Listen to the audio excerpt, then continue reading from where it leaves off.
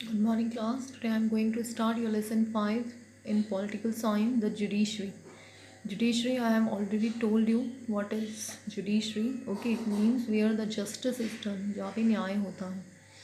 Okay, so any issues between the person, between the groups, communities, authorities, okay, so they are just sorted out by our judiciary. तो first of all see judiciary the need for it, कि हमें judiciary की ज़रूरत क्यों है, क्यों हमारे यहाँ पे कोर्ट वगैरह ये सब कुछ होते हैं. We all live in a society that has a mix of people with different caste creed religion. क्या कह रहे हैं कि हम एक ऐसी सोसाइटी में रहते हैं जहाँ पे अलग अलग तरीके के लोग हैं, डिफरेंट डिफरेंट कास्ट के, क्रीड के, रिलीजन के, जेंडर के, इकोनॉमिक स्टेटस सबका अलग अलग है, बिजनेस इंटरेस्ट सबके अलग अलग है. So dispute and conflicts definitely in communities के बीच में होते हैं, कम्युनिटीज़ ओके, और तो और फैमिलीज़ में भी होते हैं.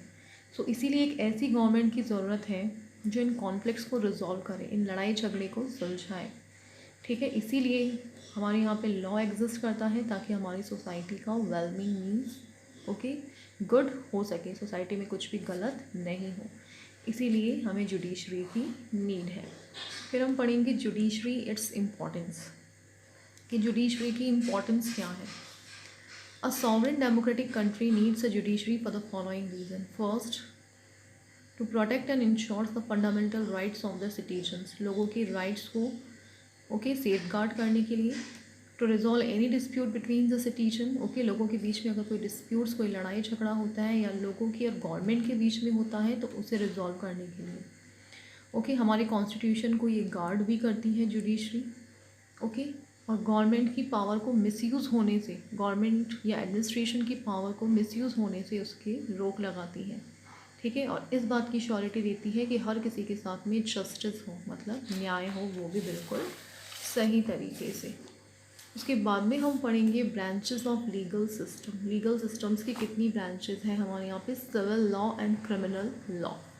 सिविल लॉ में क्या क्या आता है. It deals with all the aspects of infringements of individual rights. इसमें इंडिविजुअल राइट्स ओके, अगर इसका कोई हार्म हो, लॉस और डैमेज हो किसी इंडिविजुअल का या फिर लोगों का. ओके, इसके अलावा प्रॉपर्टी से रिलेटेड केसेस, फैमिली से रिलेटेड जो लड़ाई झगड़े होते हैं, डिवोर्स, टैक्स से रिलेटेड, रेंट से रिलेटेड, वो सारे इसके अंदर आते हैं. ओके, उसके बाद में आता है आपका क्रिमिनल लॉ. क्रिमिनल लॉ के अंदर क्या आता है. The law under this category deal with such crime. Okay, इसमें ऐसी क्राइम्स आते हैं जैसे कि रॉबरी, थैफ्ट मीन्स ठीक है ना, चोरी चकाती, मर्डर, ओके, फ्रॉड हो जाना, डॉरी मतलब दहेज से related cases. Any person who has been a victim of any such instances. Okay, और ऐसा इंसान जो इन सब इंस्टेंसेस का विक्टम है वो जाके अपनी FIR पुलिस में लिखा सकता है. FIR means first information report.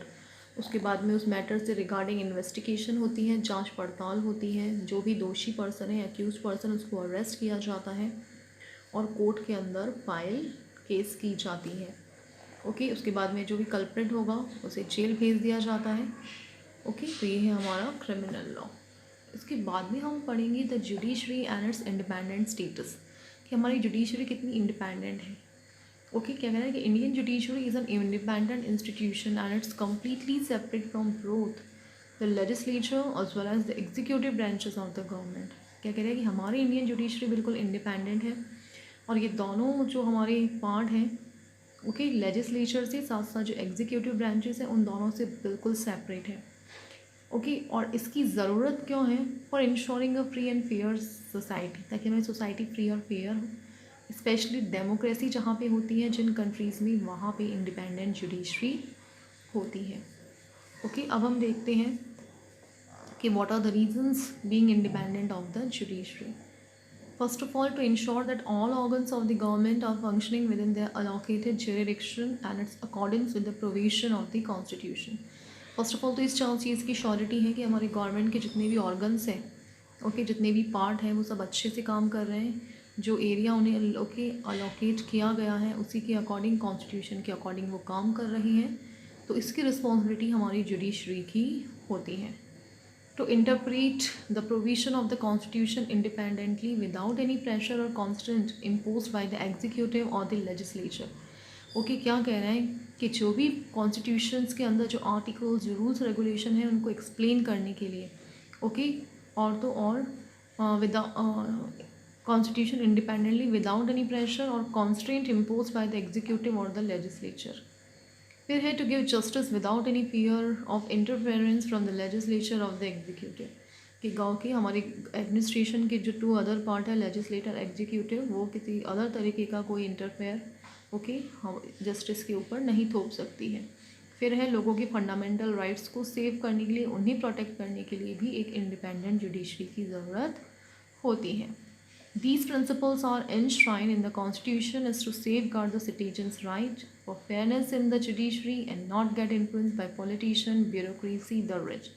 Okay, इसका मतलब है कि जो कॉन्स्टिट्यूशन हमारी जो जुडिशरी है वो हमारी कॉन्स्टिट्यूशन को भी सेव करेगी, लोगों की राइट्स को भी सेव करेगी, और इसके ऊपर किसी तरीके का रिच लोग हैं, पॉलिटिशियन है, ब्यूरोक्रेसी है, ये लोग किसी तरीके का कोई दबाव डाल नहीं सकते हैं। अब क्या कहना है कि हमारे कॉन्स्टिट्यूशन में कुछ प्रोविजंस हैं जो बस कहते हैं कि हमारी जुडिशरी बिल्कुल इंडिपेंडेंट है। वो क्या प्रोविजंस हैं, लेट्स सी। फर्स्ट है जजेस of supreme court and high court को प्रेसिडेंट अपॉइंट करता है प्राइम मिनिस्टर की एडवाइस पे and in consultation with the chief justice of supreme court. तो सुप्रीम कोर्ट के चीफ जस्टिस और प्राइम मिनिस्टर की एडवाइस पे हमारा जो प्रेसिडेंट है वो सुप्रीम कोर्ट के जजेस को अपॉइंट करते हैं। एक बार अपॉइंट होने के बाद में बहुत डिफ़िकल्ट है उन्हें उनकी पोस्ट से हटाना। उनकी सैलरी वगैरह वो सब कुछ फिक्स होता है। उन्हें फोर्स नहीं किया जा सकता, ना उन्हें मजबूर किया जा सकता है किसी भी तरीके का गलत जजमेंट देने के लिए। फिक्स उनकी सैलरी और अलग अलाउंसेस होते हैं, उनके अंदर भी कोई कमी नहीं की जा सकती है। फिर हम पढ़ेंगे जुडिशरी इट्स स्ट्रक्चर। जुडिशरी का स्ट्रक्चर क्या है? क्या कह रहे हैं कि इंडिया का जो जुडिशियल सिस्टम है वो काफ़ी अलग अलग लेवल पे है। सबसे ऊपर है हमारा सुप्रीम कोर्ट, उसके बाद में हाई कोर्ट स्टेट लेवल पे आता है, डिस्ट्रिक्ट कोर्ट डिस्ट्रिक्ट्स में आता है, फिर पंचायत जो विलेजेस में आती हैं, उसके बाद में न्याय पंचायत विलेज लेवल पे, बट ऑफिशियली रिकॉग्नाइज नहीं है, बट ये भी एक जुडिशरी की पार्टी है, लेकिन इनके पास में किसी को जेल भेज देने की पावर नहीं होती है। अब हम पढ़ेंगे supreme court and it's power. Supreme court की क्या क्या पावर है? Original jurisdiction. सुप्रीम कोर्ट में कुछ केसेस डायरेक्टली सुने जा सकते हैं, जैसे कि द गवर्नमेंट ऑफ इंडिया और मोर स्टेट्स, इंडियन गवर्नमेंट और या स्टेट गवर्नमेंट के बीच का कोई केस है, या टू स्टेट गवर्नमेंट्स के बीच का कोई केस है। Government of India and any state on one side and one or more states on the other side. Indian government किसी एक स्टेट के फेवर में है, अदर स्टेट उसके अगेंस्ट भी है, तो इस तरीके के केसेस भी यहाँ पे सॉर्ट आउट किए जाते हैं। और एनफोर्सेस fundamental rights bye issuing orders और रिट्स। फंडामेंटल राइट्स को लोगों के को सेफगार्ड करती है। ऑर्डर्स और रिट्स इश्यू करते हैं। नेक्स्ट हम पढ़ेंगे appellate jurisdiction. It can hear appeal against the judgment of the high courts in both civil and criminal cases. Civil और क्रिमिनल केसेस में क्या है, हाई कोर्ट्स के अगेंस्ट भी सुप्रीम कोर्ट जजमेंट दे सकती है अगर कोई हाई कोर्ट के जजमेंट से सेटिस्फाइड नहीं है। फिर नेक्स्ट हमारे सुप्रीम कोर्ट की पावर है एडवाइजरी ज्यूरिडिक्शन। क्या कह रहे हैं कि if at any time it appears to the president that a question of law or fact has arisen is likely to arise, he may refer the question to the court for consideration and even after such hearing court can give its opinion to the president। कि president भी चाहे judiciary भी हमारे president को guide कर सकती है, advice दे सकती है अगर प्रेसिडेंट को कहीं पे लगता है कि कोई किसी फैक्ट से रिगार्डिंग, किसी लॉ से रिगार्डिंग कोई क्वेश्चन उसके सामने आके खड़ा हो गया है, तो वो इसके ऊपर सुप्रीम कोर्ट की राय मांग सकता है। कोर्ट ऑफ रिकॉर्ड, इसका मतलब है कि सुप्रीम कोर्ट के जितने भी जजमेंट है उन्हें एज अ रिकॉर्ड रखा जाएगा, और किसी भी केस को सुनते वक्त जो लॉयर्स हैं वो उन जजमेंट को एज अ उन्हें कोट करेंगे, उन्हें एज अ रिकॉर्ड मानेंगे। नेक्स्ट है जुडिशियल रिव्यू। क्या कह रहे हैं कि सुप्रीम कोर्ट फाइनल इंटरप्रिटेटर है कॉन्स्टिट्यूशन का। इसके पास में पूरा राइट है कि वो किसी भी लॉ को बिल्कुल नल या वॉइड डिक्लेयर कर सकता है, बिल्कुल गलत डिक्लेयर कर सकता है। नेक्स्ट हम पढ़ेंगे हाई कोर्ट और उसकी पावर। हाई कोर्ट स्टेट्स के अंदर होते हैं, या दो स्टेट के भी एक हाई कोर्ट हो सकता है। इसके पास में इशू ऑर्डर्स जो है वो इशू करने की पावर रहती है ओके, फंडामेंटल राइट्स को ये सेफ गार्ड करता है। Under appellate jurisdiction high court जो है that is empower to hear appeals against the decision of the lower court. Okay, जो डिस्ट्रिक्ट कोर्ट है उनके अगेंस्ट हाई कोर्ट केस सुन सकता है। नेक्स्ट सबसे नीचे लेवल पे आता है हमारे सबऑर्डिनेट कोर्ट्स। ओके, ये डिस्ट्रिक्ट लेवल्स पे होते हैं। ओके, इन्हें डिस्ट्रिक्ट कोर्ट भी कहा जाता है। ओके, कोर्ट ऑफ सब जजेस या ओके मुंसिफ कोर्ट्स भी कहा जाता है। जो पब्लिक होती है नॉर्मली इन्हीं कोर्ट से कांटेक्ट में आती है छोटे लेवल पे। अब हम पढ़ेंगे court the accessibility to the people. Okay, कि लोगों तक कितनी पहुंच है। क्या कह रहे हैं कि इन प्रिंसिपल ओके इंडिया के जितने भी सिटीजन्स हैं सबके पास ओके हमारी कंट्री के कोर्ट्स का एक्सेस है, पहुंच है।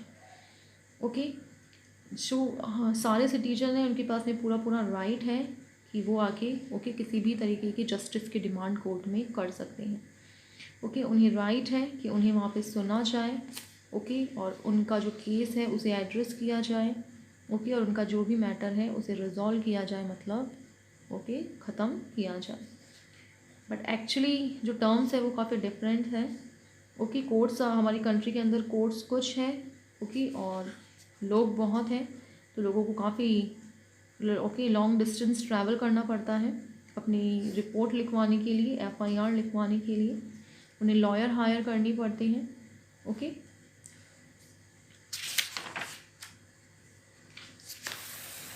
नेक्स्ट हम पढ़ेंगे enhancing accessibility to court. Court की लोगों तक पहुंच बढ़ाने के लिए क्या क्या किया जा सकता है।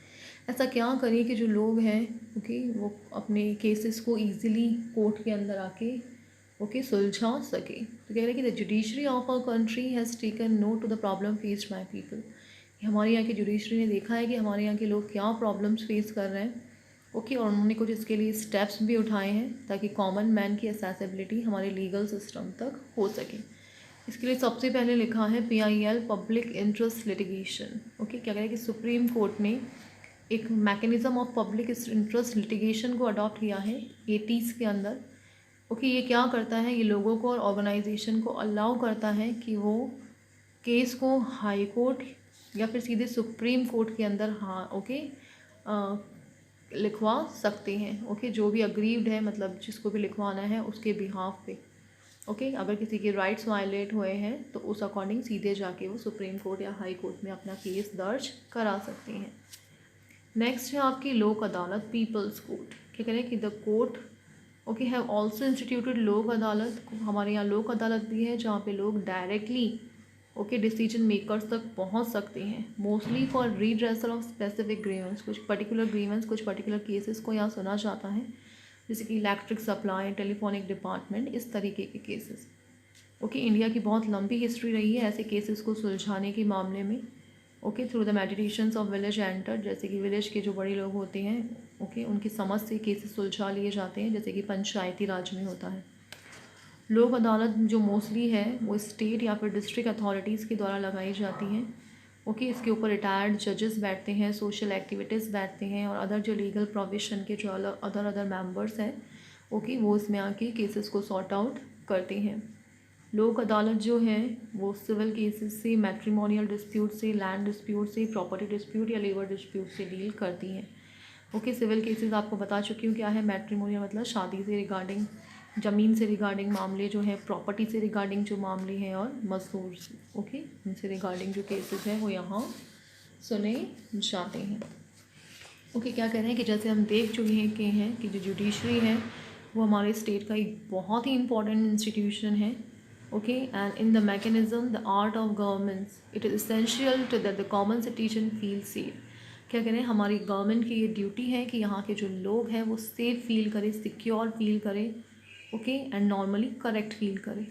ओके, उन्हें ऐसा फील होना चाहिए कि हमारे जो गवर्नमेंट है, हमारा जो सोशल ऑर्डर है वो बिल्कुल सही है।